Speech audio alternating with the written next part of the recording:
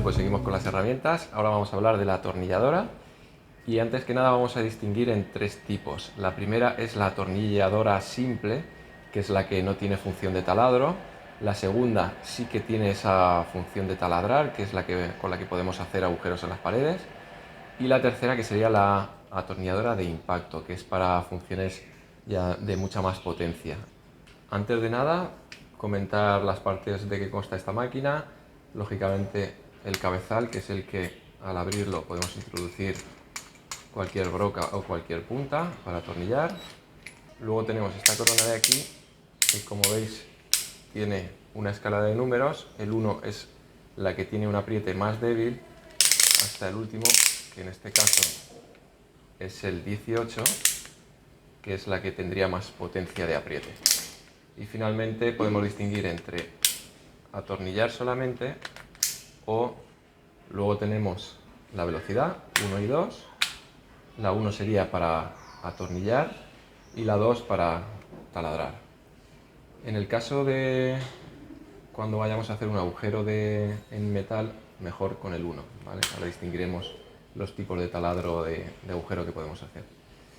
Luego tenemos para adelante y para atrás, atornillar y desatornillar, girar en un sentido y en el otro. Esta tiene una lucecita cuando pulsamos, pues para ver mejor.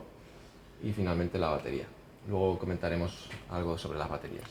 Bueno, ahora vamos a hablar de los tipos de broca que podemos utilizar con estas máquinas. En primer lugar, las de madera, que las distinguimos porque tienen una pequeña puntita al final, que es la que se introduce en la madera.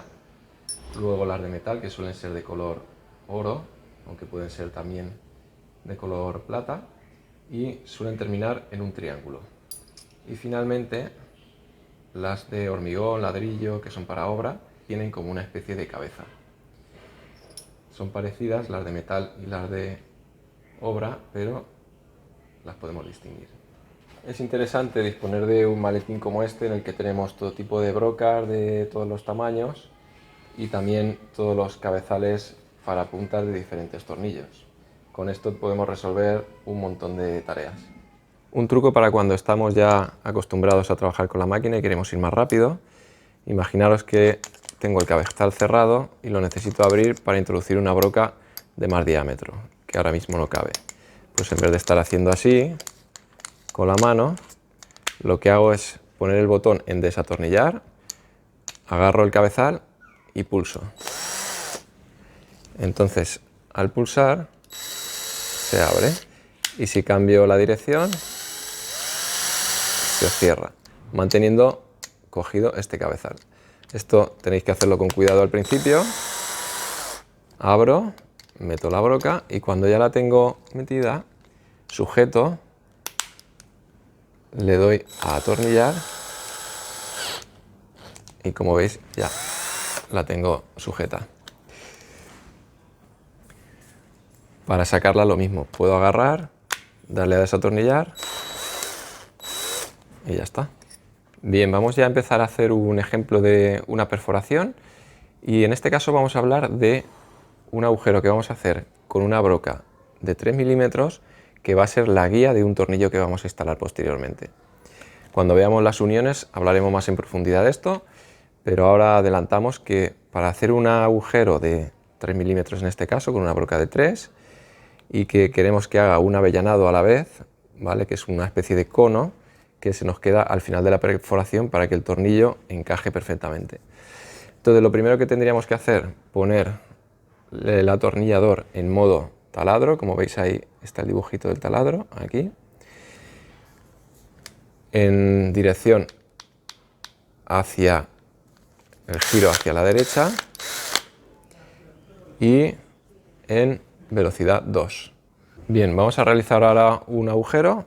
Tenemos ya la máquina preparada, como hemos dicho, sujetamos la pieza, aquí como no es muy peligroso lo podemos sujetar con la mano, nos ponemos en modo perpendicular, lo mejor que podamos, sujetamos la máquina con fuerza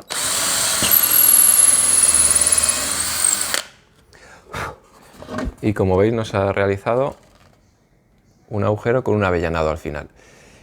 Si no tenéis este accesorio del avellanador, tenemos otra opción. Cogeríamos un taladro normal, una broca normal de 3 milímetros.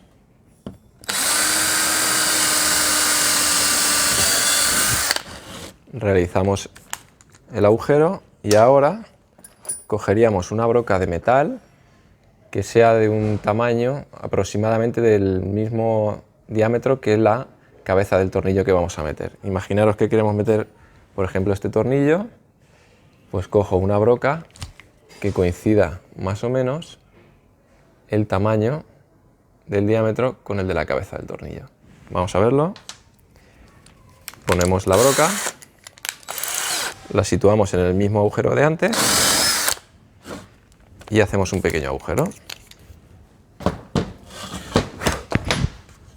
Aquí nos hemos pasado de profundidad porque la broca está muy afilada, pero es otra opción interesante. Vamos a ver ahora cómo introduciendo los tornillos nos quedarían completamente a ras de la madera, que sería el objetivo.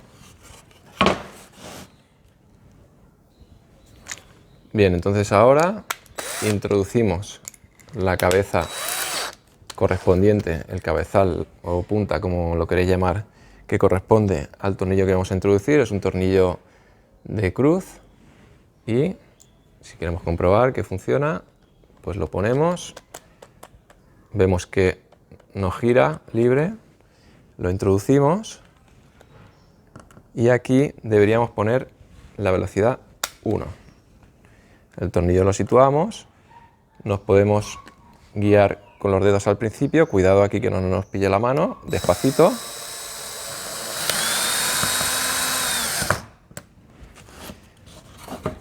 Como veis queda a ras. Y ahora vamos a probar con otro tornillo en el otro agujero.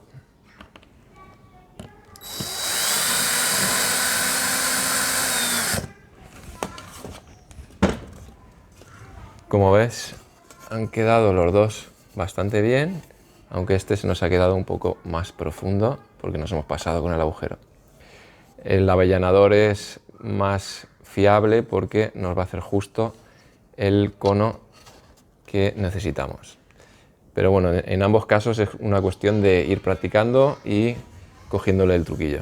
Bien, como ves, en una misma máquina tenemos las funciones de hacer agujero y también de atornillar. ¿Por qué es importante hacer un agujero guía antes de poner un tornillo? Pues lo vamos a ver con un ejemplo real. Imaginaros que yo tengo que atornillar esta tabla para unirla con otra y estamos atornillando muy cerca del canto.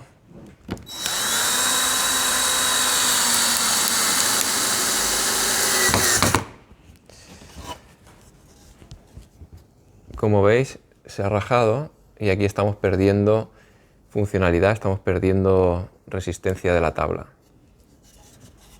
Si yo ahora hago un taladro guía previo,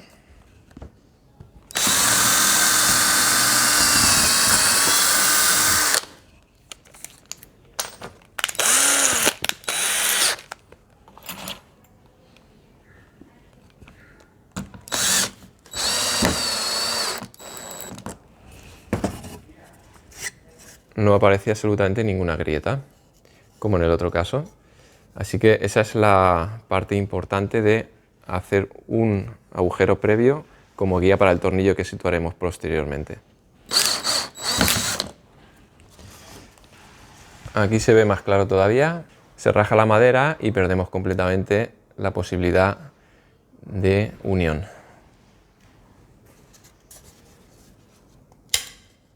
Aquí podemos aprovechar para hacer un inciso.